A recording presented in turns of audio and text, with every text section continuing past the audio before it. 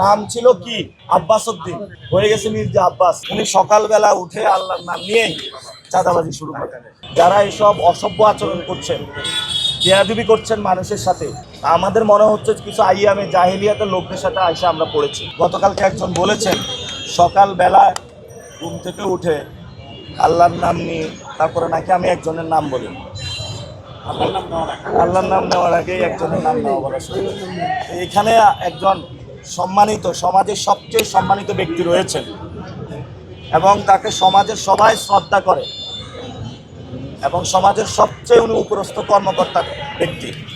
উনি সকালবেলা উঠে আল্লাহর নাম নিয়েই চাঁদাবাজি শুরু করেন। আমাদের মনে হচ্ছে কিছু আইয়ামে জাহেলিয়াতের লোকদের সাথে আইসা আমরা পড়েছি। আমরা আইয়ামে জাহেলিয়াত থেকে ঢাকা আটকে ইনশাল্লাহ মুক্ত করব।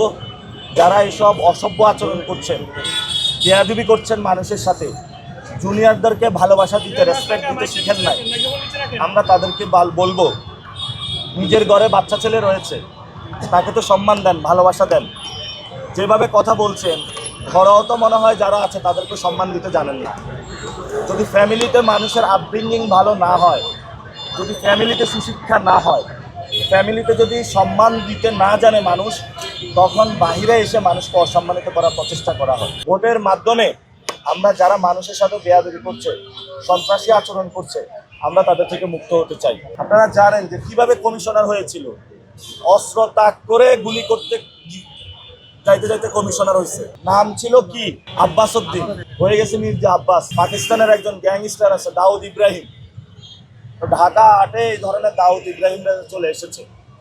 আমরা তাদের মুখোশ উন্মোচন করে দিব।